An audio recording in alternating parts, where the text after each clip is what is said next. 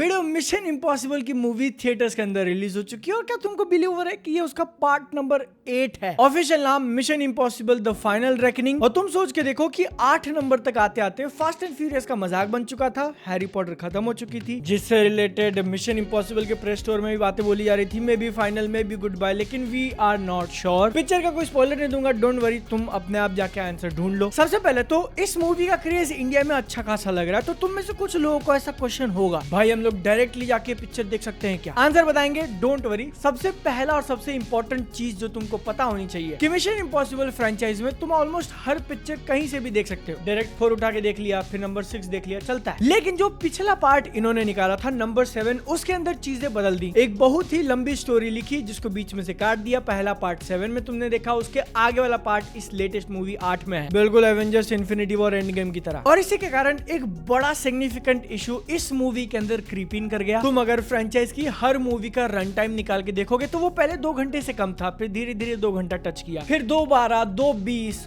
और ये जो 2 मूवीज हैं नंबर 7, नंबर 8, अब तक की सबसे लॉन्गेस्ट, दोनों को मिला दो तो 5.5 घंटे की स्टोरी देखते हो। और इसीलिए आज की पिक्चर की शुरुआत में इतना ज्यादा एक्सपोजिशन डंप फील होता है, एक के बाद एक वो चले ही जा रहा है, जिसमें उन्होंने सबसे पहले तो पूरी फ्रेंचाइज की हिस्ट्री बताई अपने को पार्ट 1 से लेकर, फिर उसके बाद पिछली मूवी के अंदर क्या हुआ था उसका छोटा सा रिकैप दिया, और इस मूवी के अंदर हम लोग क्या करने वाले हैं वो भी बैक टू बैक। एक छोटा सा थैंक यू आइनॉक्स वालों को भी बोलना चाहूंगा, क्या बढ़िया एक्सपीरियंस करवाया मेरा। सबसे पहले अंदर जाता हूँ 5-10 मिनट पहले, कोई एक पिक्चर चल रही है स्क्रीन पे, वो भी इंग्लिश में, और जब मैं ध्यान देता हूँ तो मिशन इम्पॉसिबल ही है। 2 मिनट लगाइए फिगर आउट करने में कि पिछली मूवी का वो लोग सीन दिखा रहे हैं या फिर करंट मूवी ही बीच में से चला दी। टर्न्स आउट पार्ट 8 देखने से पहले मैं पार्ट 8 देख रहा था, वो भी दूसरी लैंग्वेज में, और उसके बाद जब प्रॉपर हिंदी डब चला तो क्या कस्टमर सर्विस दी है, वाह वाह। कम से कम 8-10 बार आके मुझसे पूछा होगा कि कुछ खाने के लिए चाहिए सर। मूवी स्टार्ट होने से पहले इंटरवल के बाद, नहीं, पिक्चर के बीच में कुछ खाना पसंद करेंगे आप? अरे नहीं बोल दिया भाई, 2 बार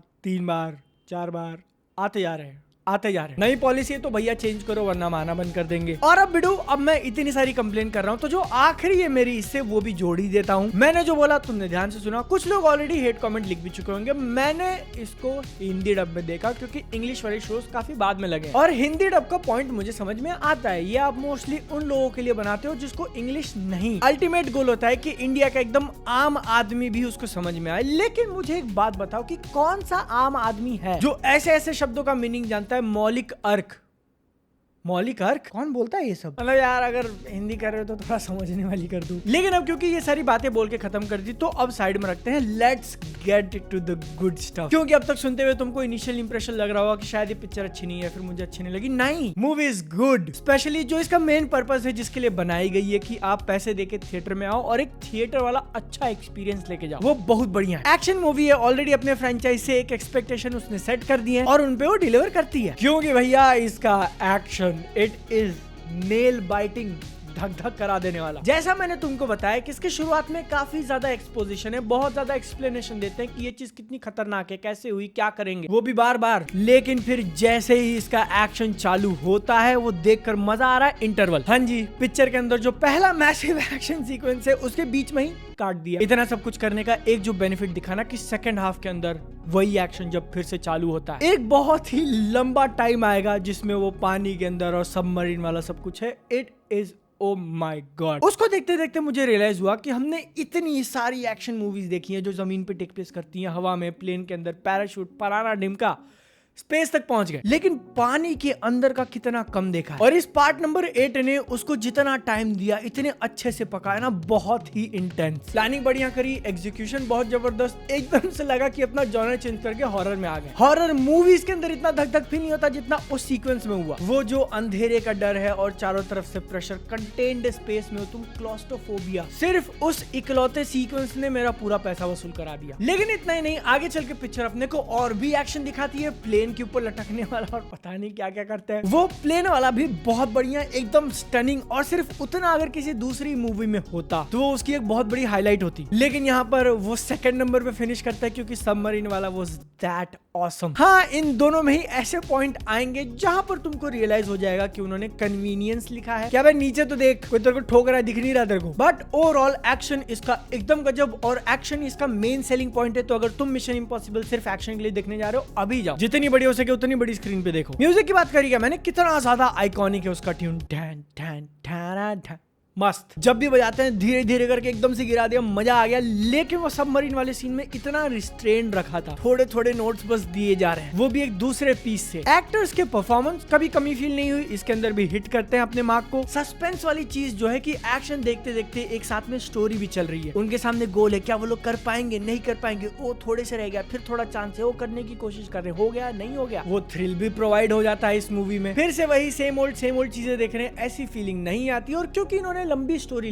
तो कुछ यूनिक सिचुएशंस क्रिएट हो जाते हैं जहां पे अपने कैरेक्टर्स को ऐसा करना पड़ता है जो यूजुअली कोई हीरो ना करे। मेन विलन एक एआई है, आर्टिफिशियल इंटेलिजेंस, जो कि इंटरनेट पे रह रहा है, कोई उसको पकड़ नहीं सकता, वो हर किसी को इन्फ्लुएंस कर सकता है कहीं पर भी। मतलब मुझे उसके पॉइंटर्स गिनाने की जरूरत नहीं, तुम और हम पूरी दुनिया वाकिफ हो चुकी है। और उसको लेकर इतना सही काम किया इन्होंने, थ्रेट फील करवा देते हैं कि वो कहीं पर भी मौजूद है, कुछ भी करवा सकता है। रूम में अगर तुम्हारे 4 लोग हैं, भले ही पहचान के, पहला दूसरा तीसरा चौथा कोई भी उसका एजेंट बन सकता है। और अगर तुमको उसको हराना है तो बहुत ही आउट ऑफ द बॉक्स सोचना पड़ेगा। वो एक्शन मूवीज जो एकदम इम्पेकेबल होती हैं, मजा दिला देती हैं थ्रिल के साथ, उनको एक बहुत ही फाइन लाइन के ऊपर बैलेंस बना के चलना पड़ता है। अगर स्टोरी या फिर सिचुएशन बहुत ज्यादा इजी हो गया, लोग प्रिडिक्ट कर लिए, तो मजा नहीं आएगा। और बहुत ज्यादा हार्ड हो गया, दूसरी तरफ गिर गए तो कंफ्यूजन में रहेंगे और फिर मजा नहीं आएगा। ये जो बैलेंस है वो मिशन इम्पॉसिबल के पार्ट नंबर 6 जो शायद फॉलआउट था और पिछली मूवी 7 ने एकदम बेहतरीन तरीके से किया। पार्ट 7 तो इतना का जब लगा था, आई वाज ब्लोन अवे, क्या बना दिया। पार्ट 8 इस मूवी के अंदर वो बैलेंस उतने अच्छी तरीके से नहीं मेंटेन किया, जैसा मैंने बताया कि कहीं पे टू हार्ड हो जाता है और कहीं कहीं राइटिंग टू कन्वीनियंट, बाकी टाइम बैलेंस पे है। लेकिन इस पूरी मूवी को तुम टॉम क्रूज के भागने के हिसाब से देखो, बंदा क्या भागता है, जब भागते हुए दिख जाओ तो ऐसा लगता है कि क्या भाग रहा है, कितना तेज भाग रहा है। इस मूवी के अंदर भी एकदम कमाल का भागा है, इसका एक्शन, इसका म्यूजिक और कहीं कहीं पे सस्पेंस तो इतना तेज भागा कि भागते भागते उड़ गया टेक ऑफ। लेकिन वहीं टॉम क्रूज जहां एकदम परफेक्ट गियर के साथ भागे थे पिछली मूवी में, एरोडायनामिक शर्ट पैंट, एकदम बेहतरीन वाले जूते और कुछ नहीं, फुल मैक्सिमम टॉप स्पीड। वहीं इस लेटेस्ट मूवी में दौड़ते दौड़ते उनके ऊपर कुछ भारी बैग्स हैं, एक्सपोजिशन,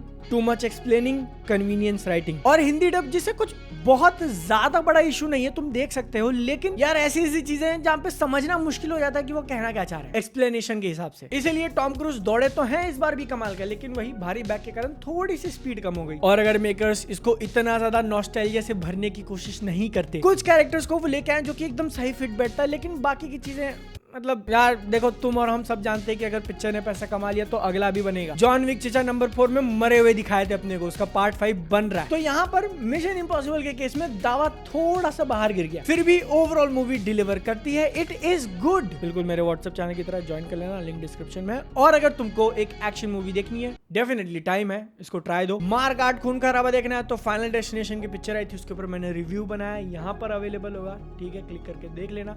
मैं मिलता हूँ अगली वीडियो में। जय हिंद, वंदे मातरम।